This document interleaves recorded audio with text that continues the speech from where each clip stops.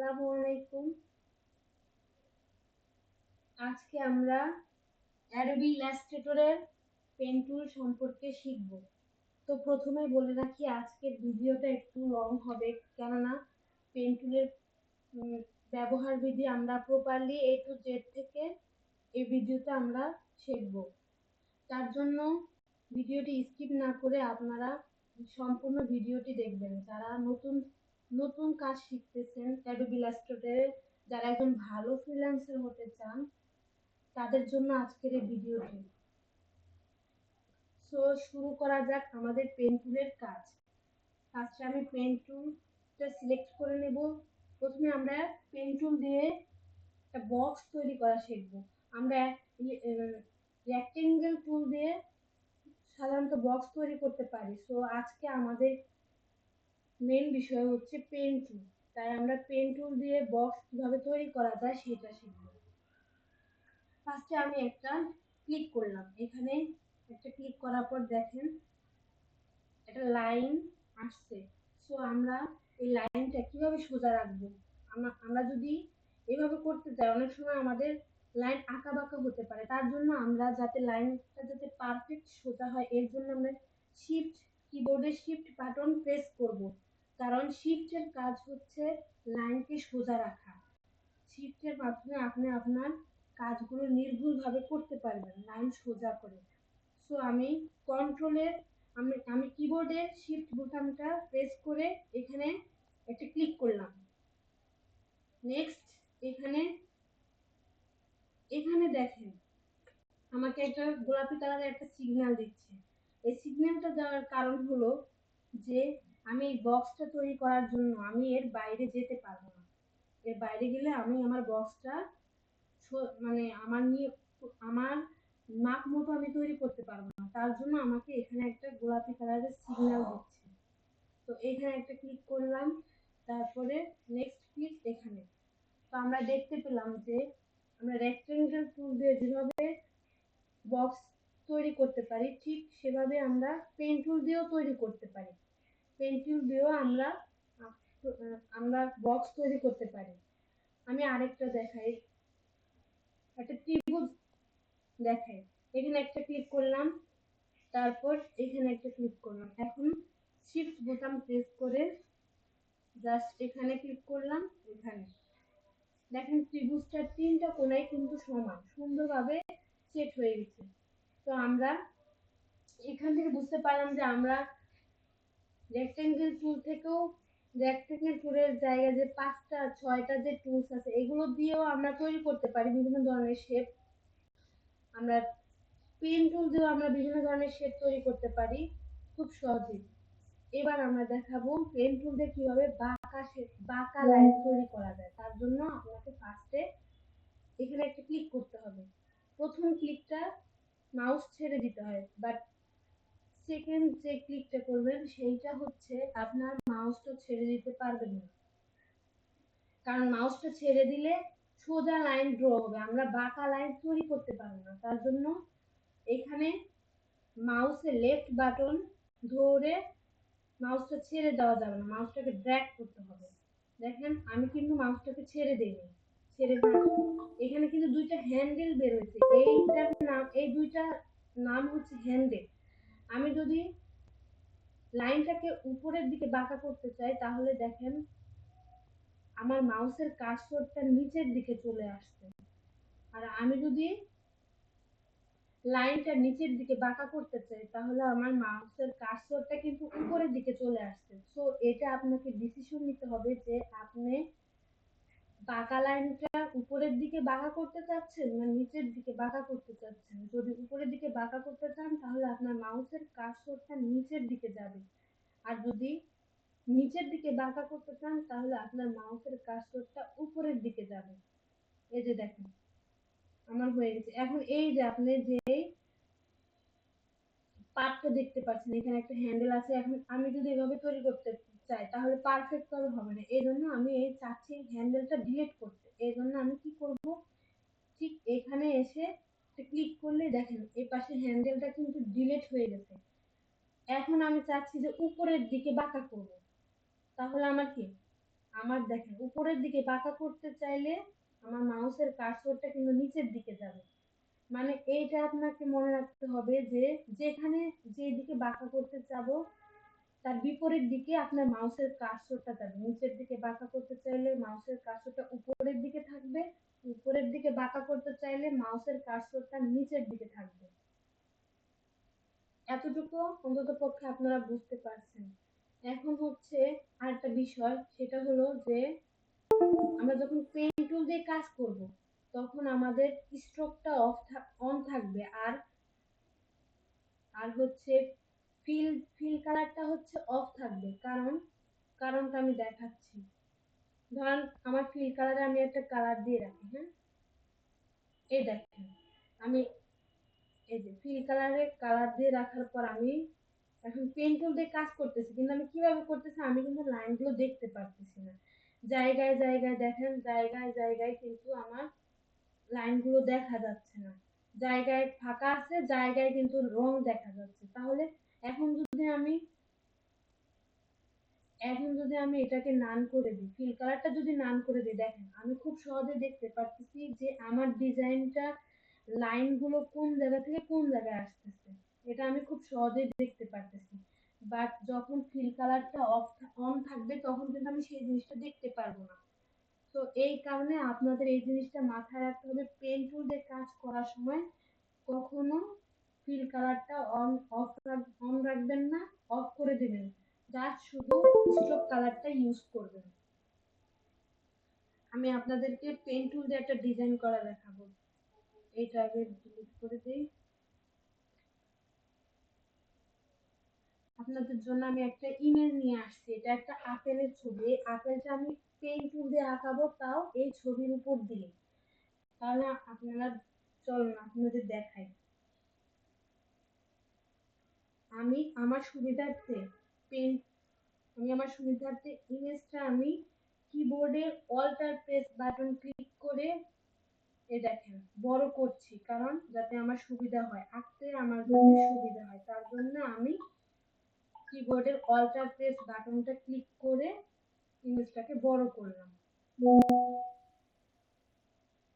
তাহলে আমি আপনাদের দেখাই এখন।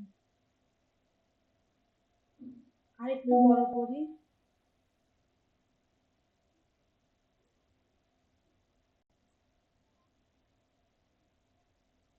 হ্যাঁ,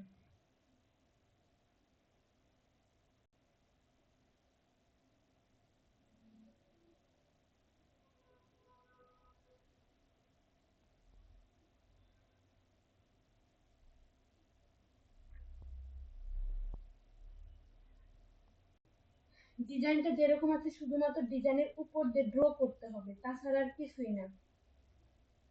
আপনি অল্প অল্প জায়গা নিয়ে আপনার সুবিধা মতো ডিজাইনটা ঠিক এভাবে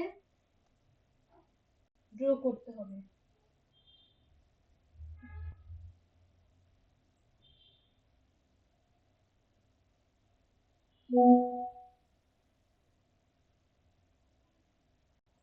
দেখেন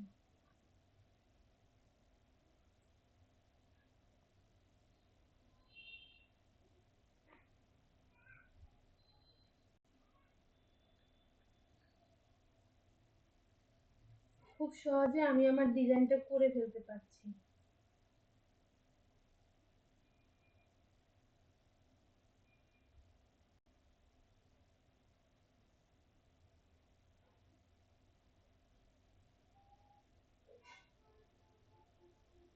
তাহলে দেখেন এই জায়গাটা সাদা হওয়ার কারণটা হচ্ছে আমি দেখাচ্ছি আপনাদের। এই দেখেন এখানে আমি বলছিলাম কি যে পেন টুল দিয়ে কাজ করার সময় আমাদের ফিল কালারটা অফ রাখতে হবে, যার কারণে এখানে দেখেন আমি ফিল কালারটা এখন অফ রেখে দিই আর স্ট্রোক কালারটা দিয়ে দিই। স্ট্রোক কালারটা আমি কালো দিয়ে দিই। দেখেন এখন আমি সম্পূর্ণই দেখতে পাচ্ছি। আমার এতটুকু শেষ। এখন যদি মনে হয় যে আমার ডিজাইনের কোথাও আঁকা বাঁকা দেখা যাচ্ছে, ডিজাইনটা ভালো ফিনিশিং হয় নাই, তো আমি তখন কি করব, আমি চলে যাব শেপার টুলের রাইট বাটন ক্লিক করে স্মুথ নামের একটা টুল দেখতে পারবো, এটাতে ক্লিক করে জাস্ট শুধু আমি ড্র্যাগ করব। দেখেন এটা স্মুথলি ভাবে আমার সুন্দর একটা ফিনিশিং একটা লুক দিচ্ছে।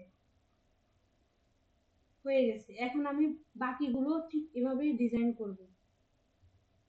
পেন টুল দিয়ে ঠিক এভাবে আমি বাকিগুলো ড্র করব।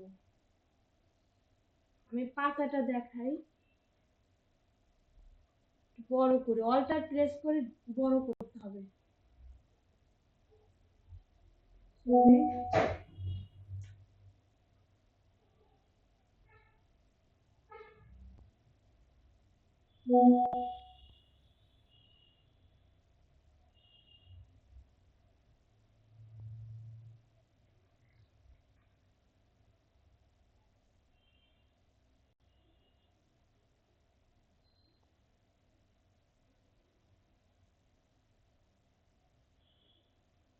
এখানে একটু মিস্টেক হচ্ছে, আমি কন্ট্রোল জেড দিয়ে আবার পূর্ণের অবস্থায় ফিরে আসলাম, প্রথম থেকে শুরু করছি।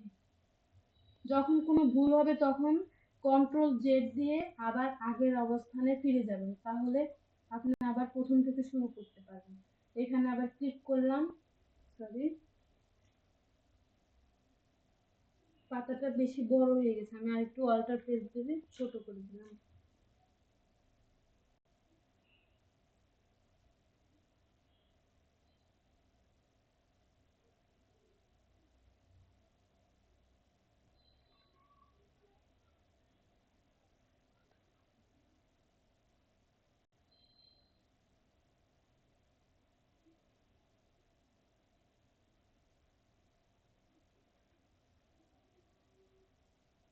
খেয়াল রাখবেন যে আপনি উপরের দিকে বাঁকা করবেন না নিচের দিকে বাঁকা করবেন, এই জিনিসটা আপনাকে দেখেন, আমি উপরের দিকে বাঁকা করতেছি।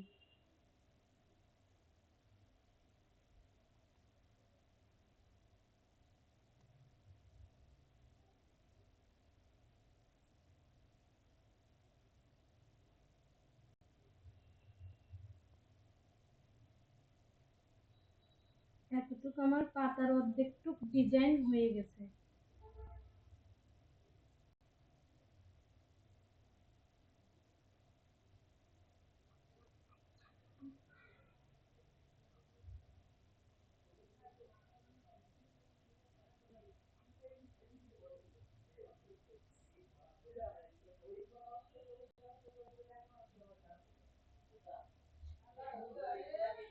এখান থেকে এখানে চলে যাব। এখন একটা জিনিস ভালো করে খেয়াল করেন, আমার দেখতে হবে, এই দেখেন এখানে কিন্তু জয়েন্টে আমার মিল হয়নি।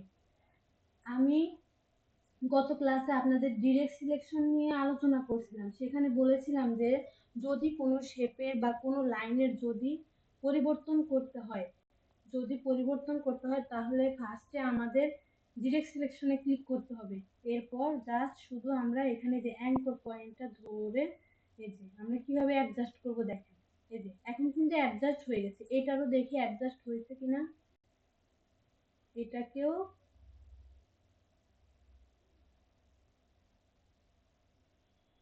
এই যে অ্যাডজাস্ট করে দিলাম। সো আমাদের এতটুকু কমপ্লিট হয়ে গেছে। এখন আমি এতটুক অংশকে স্মুথ টুল দিয়ে এখন আমি কি ফিনিশিং করব। যদি কোথাও আমার ডিজাইনটা ফিনিশিং না হয় তাহলে স্মুথ টুলের মাধ্যমে আমরা সহজেই ফিনিশিং করতে পারবো।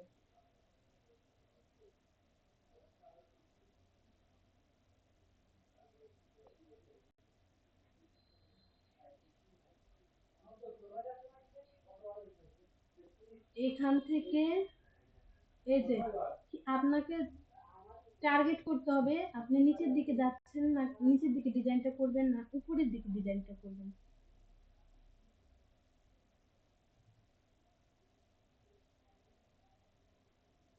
এই তো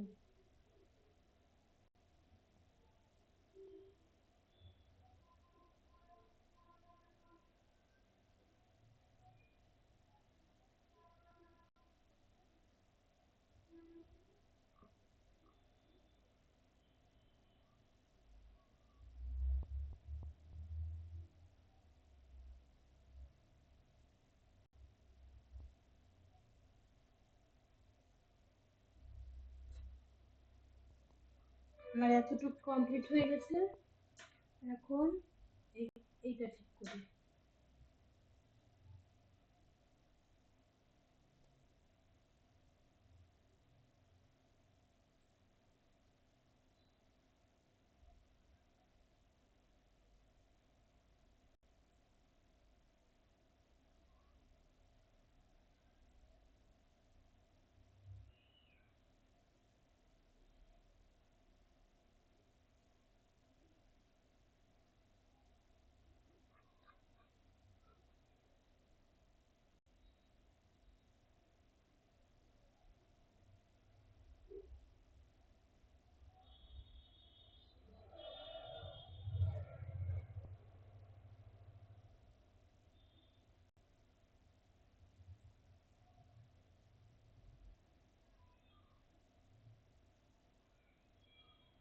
ব্যাস, এতটুকু শেষ।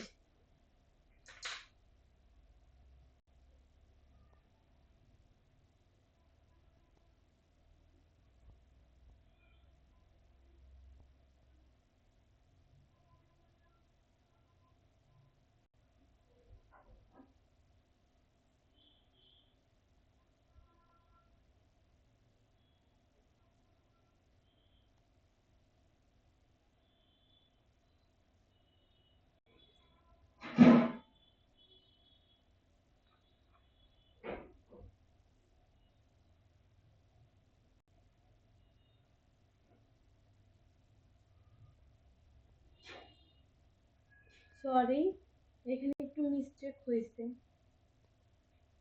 কন্ট্রোল জেড দিয়ে আমি আবার পূর্বের স্থানে ফিরে আসলাম। যখন এই ধরনের কোনো প্রবলেমে আসবে তখন আপনারা কন্ট্রোল জেড দিয়ে পূর্বের জায়গায় ফিরে আসতে পারবেন। এখন আমি আপেলটা ড্র করব। উপরে পাতা ডাল ড্র করা হয়ে গেছে। এখন আপেলটা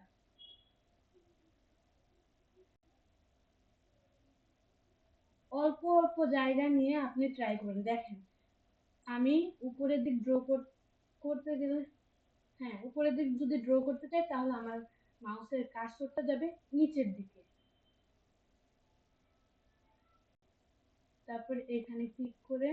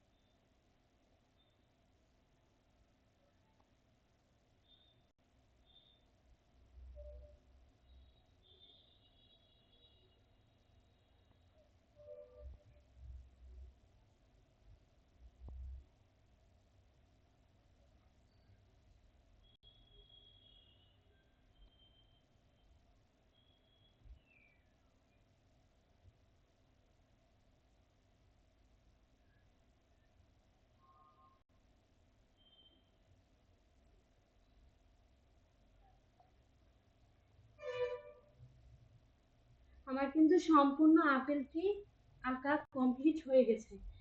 এখন আমি কি করব? এখন যেটা করব সেটা হলো এটাকে পুরোটা করে ধরে, দাঁড়ান আমি দেখাচ্ছি। এটাকে পুরোটা সিলেক্ট করে তারপর হচ্ছে আমি এটাকে আলাদা করে দেব। এই যে, ওইটা হচ্ছে আমার আগের আপেলটা, আর আমি যেটা আঁকাইছি সেটা হচ্ছে এইটা। এটাকে আমি আলাদা আলাদা কালার দেওয়ার জন্য নিয়ে আসলাম। এখান থেকে আমি ফিল কালারটা ধরেন আমি লাল করে দিলাম, আর এখান থেকে জালের কালারটা করে দিলাম। আপনার পছন্দ মতো আপনি যে কোনো একটা কালার দিয়ে দেবেন। পাতাটার রং দিয়ে দেব।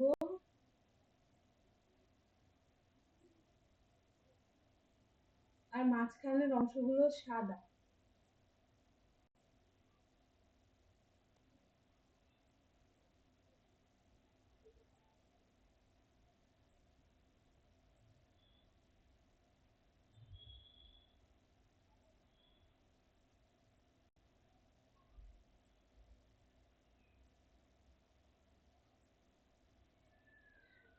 তাহলে দেখতেই পাচ্ছেন খুব সহজে আমরা পেন টুল দিয়ে আপেলটা তৈরি করলাম। এভাবে আমরা প্রতিটা জিনিসই পেন টুল দিয়ে আর্ট করতে পারবো। এখন আমি স্টক কালারটা অফ করে দেব, যেহেতু আমার এখন আর স্টক কালারের প্রয়োজন নেই। আমি স্টক কালারটা অফ করে দিলাম। দেখেন, সম্পূর্ণটাই স্টক কালার অফ হয়ে গেছে।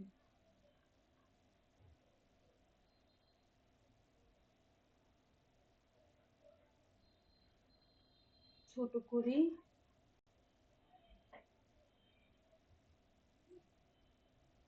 আর্টবোর্ড থেকে না আর্টবোর্ডের সাইজটা একটু কমায় দিই। আশা করি সকলেই বুঝতে পারছেন যে কিভাবে আমরা পেন টুলের সাহায্যে ডিজাইন করতে পারবো। এখন আমার যেটা কাজ সেটা হচ্ছে, আমার যেহেতু ডিজাইন গুলো আলাদা আলাদা রয়েছে, আমি যদি এখন এক একটা করে সরাই তাহলে কিন্তু এই যে দেখেন আমি সরাইলে কিন্তু আমার ডিজাইনের কোয়ালিটিটা নষ্ট হয়ে যাবে। এখন আমি কি করব, আমি এই পুরোটাকে সিলেক্ট করে দেন চলে যাব গ্রুপে। গ্রুপ করলে দেখেন আমি নড়াচড়া করাইলে এটা পুরোটাই সরে আসছে। আশা করি সকলেই বুঝতে পারছেন কিভাবে আমরা পেন টুলের সাহায্যে যে কোনো ডিজাইন ড্র করতে পারবো। পেন টুলের সকল সমস্যা আশা করি আপনাদের দূর হয়ে গেছে। পেন টুল ড্র করার জন্য আপনাদের দুইটা জিনিস মনে রাখতে হবে। সেটা প্রথম সেটা হচ্ছে প্রথম ক্লিক করবেন, এরপরে আপনাকে ডিসাইড করতে হবে আপনি উপরের দিকে ডিজাইন বাঁকা করতে চাচ্ছেন না নিচের দিকে বাঁকা করতে চাচ্ছেন। যদি উপরের দিকে বাঁকা করতে চান তাহলে হ্যান্ডেলের নিচের দিকে কার্সরটা নিচের দিকে যাবে, আর যদি নিচের দিকে বাঁকা করতে চান তাহলে কার্সরটা যাবে উপরের দিকে। এতটুকু মাথায় রাখবেন তাহলে আপনি ডিজাইন করতে পারবেন খুব সহজে। আর আরেকটা বিষয়, এই যে ডিজাইন করার সময় কখনো ফিল কালারটা অন রাখবেন না। সবসময় ফিল কালারটা অফ করে স্ট্রোক কালারটা অন করে দিবেন। আমি এই যে ফিল কালারটা অফ করে দিলাম আর স্ট্রোক কালারটা অন করে দিলাম। তাহলে আশা করি সকলেই বুঝতে পারছেন যে কিভাবে আমরা পেন টুলের সাহায্যে খুব সহজে আমরা ডিজাইন করতে পারবো। সো তাহলে ভিডিওটি যদি ভালো লাগে থাকে তাহলে আপনারা আমার চ্যানেলটাকে সাবস্ক্রাইব করে দিয়েন আর লাইক করে দিয়ে একটা শেয়ার করে দিয়েন। আশা করি আপনারা ভিডিওটি দেখে উপকৃত হবেন। আসসালামু আলাইকুম, সকলে ভালো থাকবেন।